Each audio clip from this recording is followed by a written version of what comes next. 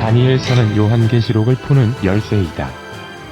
요한계시록과 다니엘서는 똑같은 역사적인 사건들을 다른 상징적인 표현을 통해서 반복 설명하고 있으며, 설명이 반복될 때마다 이해를 돕기 위한 새로운 단서들을 추가하였습니다. 또한 앞장이 뒷장을 설명하는 형태를 띠고 있기 때문에 해석상 어려움이 생길 경우 그 전장을 연구함으로 답을 구할 수 있습니다. 그래서 다니엘서 2장은 7장을 아는 열쇠가 되고, 7장은 8장을, 8장은 11장을 이해할 수 있게 하며, 다니엘서 전체는 요한계시록을 이해하게 하는 열쇠인 것입니다. 또한 다니엘서는 그냥 읽기만 해도 이해가 되는 해석이 포함된 예언서입니다. 예언이 먼저 주어지고 뒤에 그 예언을 해석해주는 형식을 취하고 있습니다. 다니엘서 2장의 예언. 다니엘서 2장 1절부터 35절까지는 예언을 받는 부분이고, 36절부터는 그 예언을 해석해주는 장면입니다.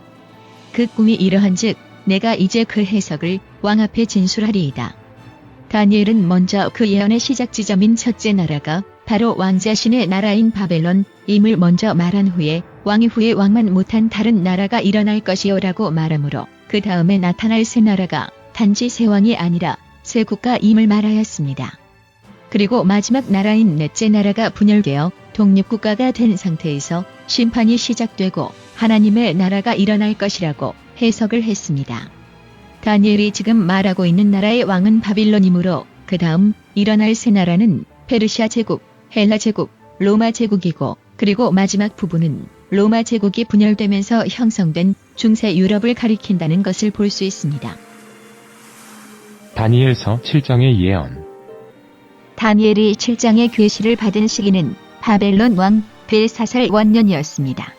다니엘이 단지 계시를 받은 시기만을 기록한 것이 아니라 침상에서 꿈을 꾸며 뇌 속으로 이상을 받았다고 계시를 받은 장소까지 기록한 이유는 다니엘서 8장의 설명을 보십시오. 7장은 계시를 받는 부분과 계시에 대한 해석을 듣는 부분으로 되어 있습니다. 1절부터 14절까지는 계시를 받는 부분이고, 15절부터는 계시에 대한 해석입니다.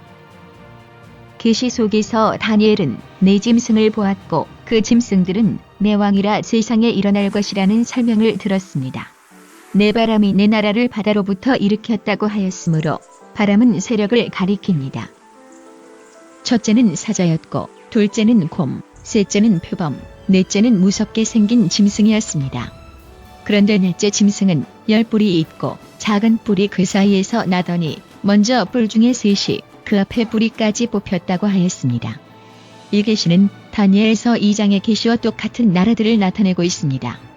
사자가 바빌론을 표상하는 동물이라는 것은 역사학자들도 동의하는 것입니다. 곰은 메대와 페르시아의 동맹군으로 만들어진 페르시아 제국을 뜻하고, 표범은 그리스, 넷째 짐승은 로마 제국을 가리킨다는 것을 쉽게 알 수 있습니다. 넷째 짐승이 10뿔이 있었다는 설명은 이 장이 신상의 발가락이 10개인 것과 같습니다. 그리고 이 10뿔 중에서 한 뿔이 나오고 세 뿔이 뽑혔다고 하였으므로 로마 제국이 무너지면서 만들어진 중세 유럽의 나라들 중에서 새로운 한 나라가 나타나 새 나라를 멸망시킬 것을 가리키고 있습니다. 새 왕을 무너뜨린 그 왕은 지극히 높은 자인 하나님을 대적하고 성도를 괴롭게 할 것이며 때와 법을 변개코자 할 것이고, 하나님의 백성들을 한 때와 두 때와 반 때 동안 핍박할 것이라 하였습니다. 하지만 심판이 시작되고 그는 권세를 빼앗기고 끝까지 멸망할 것이라고 예언하였습니다. 이 심판에 대하여는 9절부터 12절까지 자세히 기록되어 있습니다. 심판이 시작된 지점은 그 작은 뿔이 하나님을 대적하고 있을 때이므로, 심판이 시작되는 시기는 중세 유럽과 묶기가 끝나가는 시기라는 것을 알 수 있습니다. 이때에 심판하는 책이 하늘에 놓여졌는데, 그 심판을 통해서 그 작은 뿔과 그와 관련된 자들이 멸망을 받을 것입니다. 다니엘 8장의 예언. 다니엘은 계시를 기록할 때에 그 계시를 받은 시기를 정확하게 기록하였습니다. 그 이유는 다니엘이 계시를 보고 있는 장소가 계시의 첫나라가 되기 때문입니다. 그런데 8장에서는 자신이 계시를 본 장소에 대하여 특별한 설명을 하고 있습니다. 다니엘은 미래의 페르시아 제국으로 옮겨진 후 계시를 받았기 때문입니다. 자세한 설명은 성경의 시간과 공간 비디오 15번 꿈과 계시의 차이를 참고하십시오. 역시 8장에서도 계시를 준 이후 천사가 나타나 다니엘에게 그 계시를 설명해주고 있습니다. 가로되 진노하시는 때가 마친 후에 될 일을 내가 내게 알게 하리니 이 이상은 정한 때 끝에 관한 일임이니라. 내가 본 바 두 뿔 가진 수양은 곧 메대와 바사 왕들이요 털이 많은 수염소는 곧 헬라 왕이요 두 눈 사이에 있는 큰 불은 곧 그 첫째 왕이요 이 불이 꺾이고 그 대신에 내 불이 났은즉 그 나라 가운데서 내 나라가 일어나되 그 권세만 못하리라. 다니엘서 8장 19절로 22절. 2장과 7장처럼 8장도 똑같은 나라들이 나타납니다. 두 뿔 가진 수양은 곧 메대와 바사 왕들이오라고 했으니 수양은 페르시아 제국을 뜻하고 두 뿔은 메대와 페르시아의 연합군을 가리킵니다. 수염소는 곧 헬라 왕이라고 했으니 첫 왕은 알렉산더 대왕을 가리키는 것이고 그 후에 일어난 네 왕은 그리스 제국이 네 나라로 분열되었던 것을 가리킵니다. 이 네 나라 마지막 때에 패역자들이 가득할 즈음에 한 왕이 일어나리니 그 얼굴은 엄장하며 회휴에 능하며 그 권세가 강할 것이나 자기의 힘으로 말미암은 것이 아니며 그가 장차 비상하게 파괴를 행하고 자의로 행하여 형통하며 강한 자들과 거룩한 백성을 멸하리라. 그가 꾀를 베풀어 제 손으로 회휴를 이루고 마음에 스스로 근체하며 또 평화한 때에 많은 무리를 멸하며 또 스스로 서서 만왕의 왕을 대적할 것이나 그가 사람의 손을 말미암지 않고 깨어지리라. 다니엘서 8장 23절부터 25절. 8장에서는 넷째 나라에 대한 설명을 강조하고 있습니다.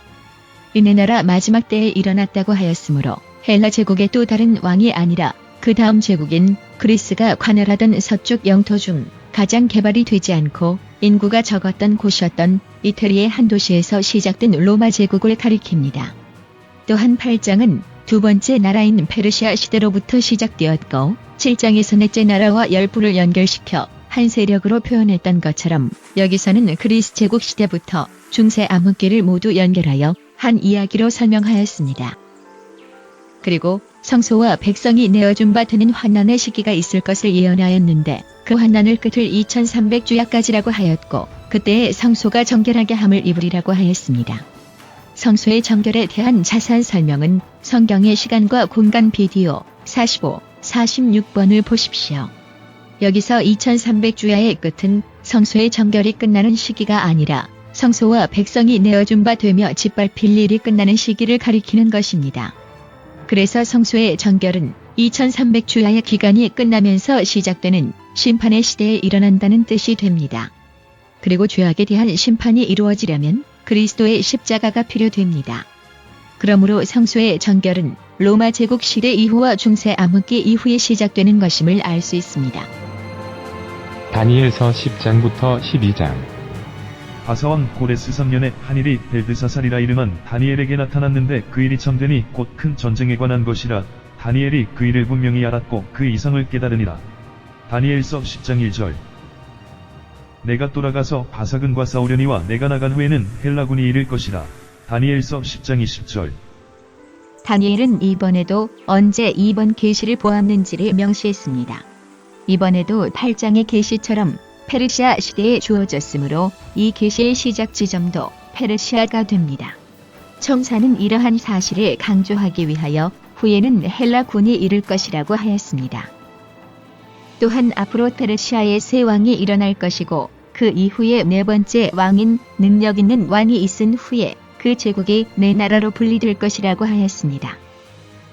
그런데 8장 21절에서 한 왕 뒤에 네 나라로 분리되는 나라는 그리스로 나타나 있으며 천사가 후에 헬라군이 이룰 것이라고 하였기 때문에 네 번째 왕으로 표시된 능력 있는 왕은 그리스 제국의 첫 번째 왕인 알렉산더를 가리키는 것입니다.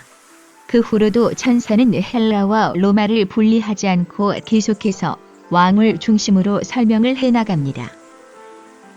11장에서 페르시아 시대로부터 시작해서 중세 암흑기까지의 모든 시대를 합해서 설명하는 방법은 다니엘서에 나타난 공통적인 구조에 의한 것입니다.